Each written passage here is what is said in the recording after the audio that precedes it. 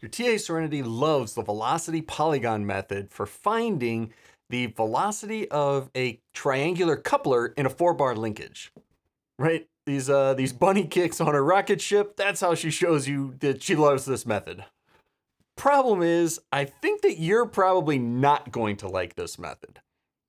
There's really 3 main ways that students can find velocities for these types of systems: instantaneous center of zero velocity, velocity polygon, and complex algebra, also called a loop closure method.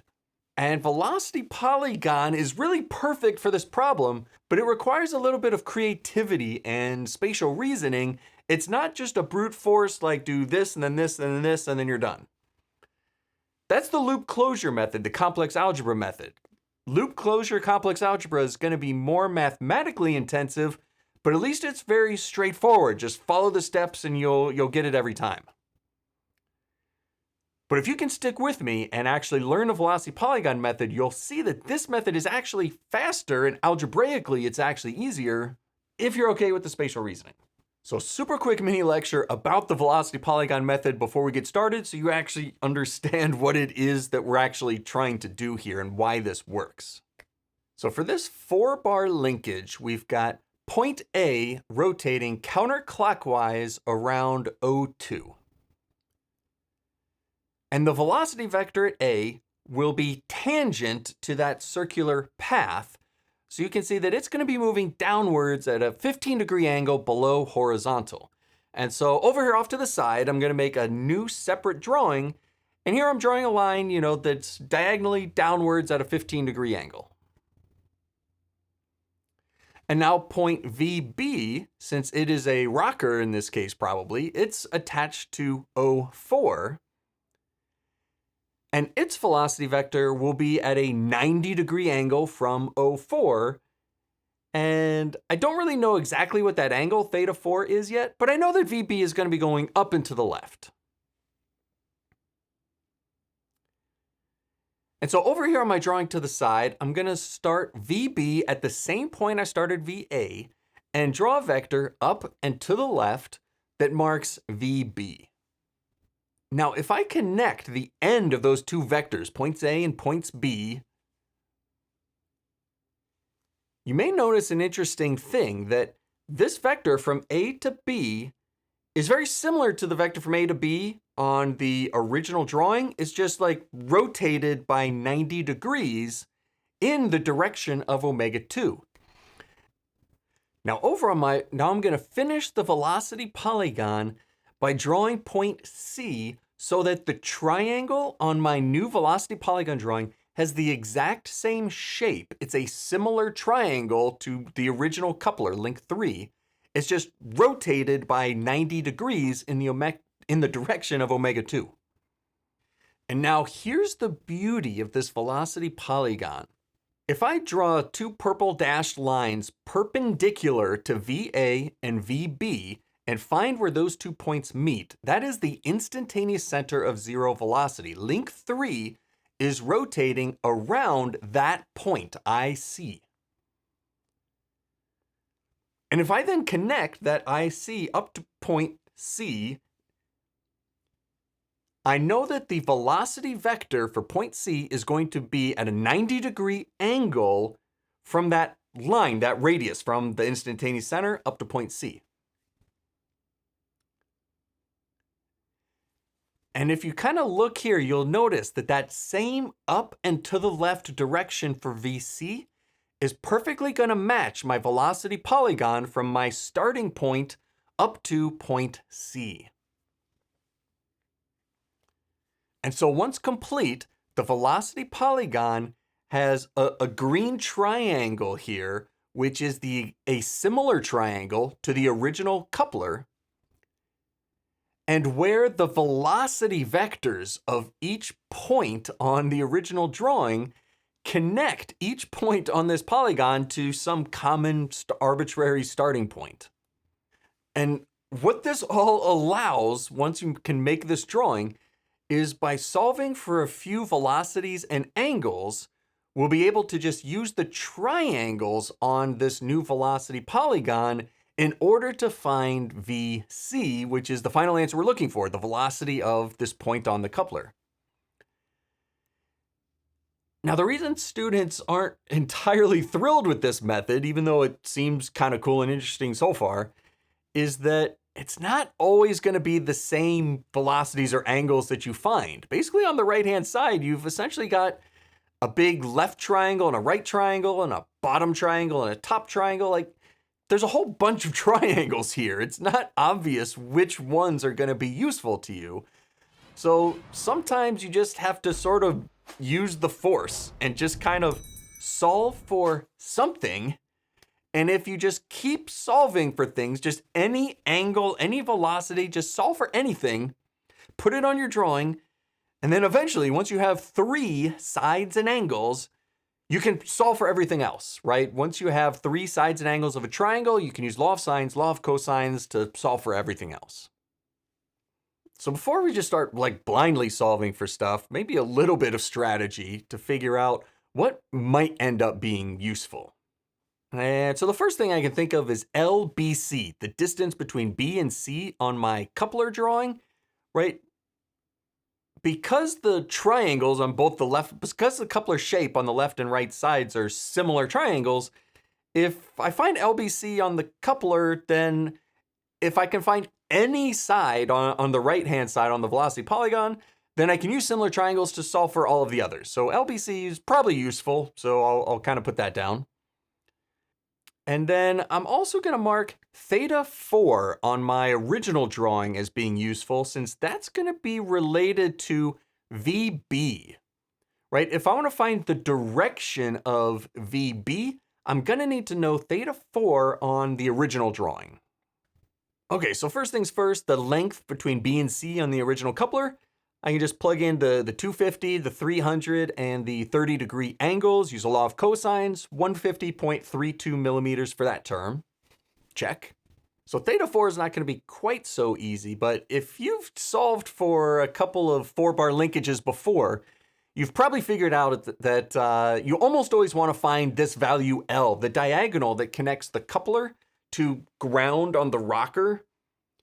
Right? Once you can find that diagonal, if you have a few sides, and it lets you solve for all sorts of angles. And so it's a very useful term to know that diagonal distance. So again, now this time I can use the 150 crank length, the 100 distance between the two grounds, and that 105-degree crank angle with law of cosines, get that distance L, 200.66 millimeters.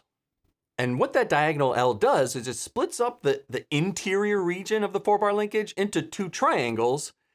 And I'm going to write down theta 4.1 and theta 4.2 as those 2 interior angles for those triangles down at the bottom.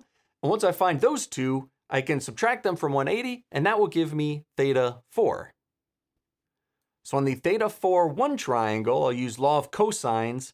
150 is the opposite side, 100 and 200.66 are the 2 adjacent sides, and I get 46.22 degrees, and I wrote this number down wrong at the time, I update it later on, 46.22 degrees. So to find this theta 4.2, I'm going to use the triangle that is 250, 250, and L. So L and 250 are adjacent sides, and the 250 is the opposite side.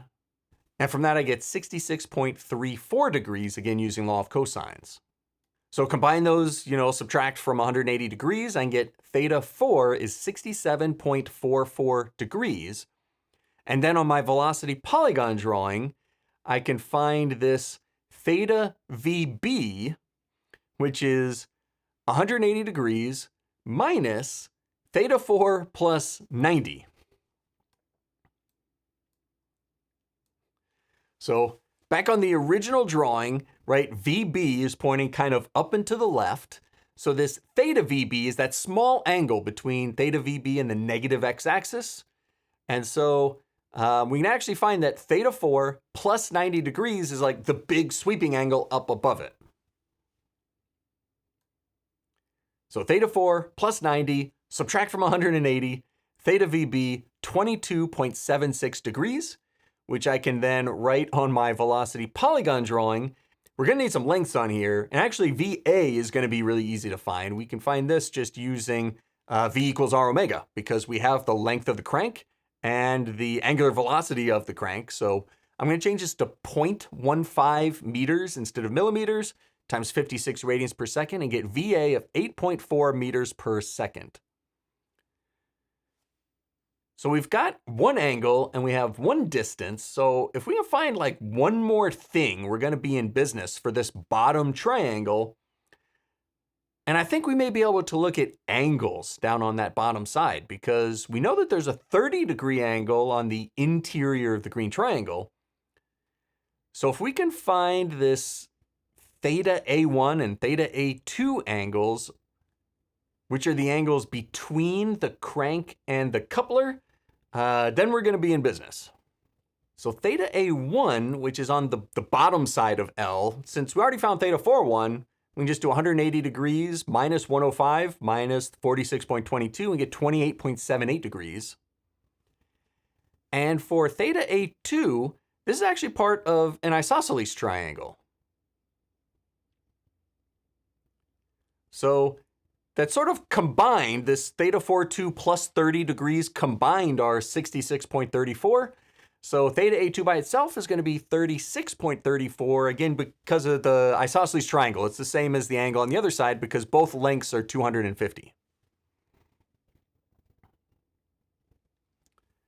So combining these theta A angles, that gives us an interior angle here on the triangle of 65.12 degrees, or combined with the 30 for this big wide rectangle is 95.12 degrees. And this is going to let us start to solve for some sides. In fact, so let me just redraw this triangle here, right? We've got 8.4 as the bottom length, 37.76 is one angle, and 95.12 as another angle. And that's going to let me solve for RAB, right? This green length between A and B on my velocity polygon using law of sines, get 7.02. And this is also going to let me get the velocity of point B. So I'll just subtract the two angles from 180 degrees to find the third angle here, 47.12 degrees. And using law of sines, I can now get VB of 11.42. And this would also be meters per second, even though I didn't write it down. And now, since my ultimate goal is to get VC, I'm looking at the big triangle on the right-hand side of my velocity polygon drawing, so I want to find RAC next, that green line between A and C, and I can get that just using similar triangles. Right, 7.2 divided by the original 250 is equal to RAC divided by the original 300, which means that RAC on this velocity polygon drawing is 8.42. And so let me redraw this triangle over on the right-hand side, so all the numbers, because it's just getting crowded and crazy. So 8.4 on the bottom, 8.42 on the side, 65.12 in the middle. Law of cosines will let me find VC 9.05 meters per second. And before we celebrate, because it seemed like that was going to be the final answer, remember that velocity is a vector. We need to actually find the direction that this vector is pointing. So using this triangle, that other interior angle phi I can find using law of sines is 57.57 degrees. And if I head back up to my velocity triangle drawing, what I'm really looking for is how far VC is above the x-axis.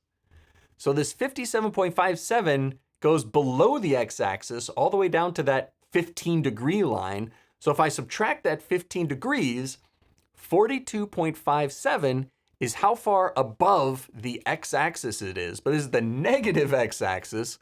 So if I want an angle from the positive x-axis, subtract it from 180 and get a final answer, 9.05 meters per second at 137 degrees from the positive x-axis. That is the vector velocity final answer. And so the math for this problem was not particularly complicated. Law of sines, law of cosines, triangle angles add up to 180 degrees. But figuring out which thing to solve for next does require some patience and some willingness to feel your way through it. So if you're not as comfortable with that as your TA Serenity, then you may want to watch this video next to explore the loop closure complex algebra method, because that one's just going to be a brute force. It has some calculus in it, but it's just boom, do this, this, this, and this, and then you're done. So it's like harder, but easier and straightforward.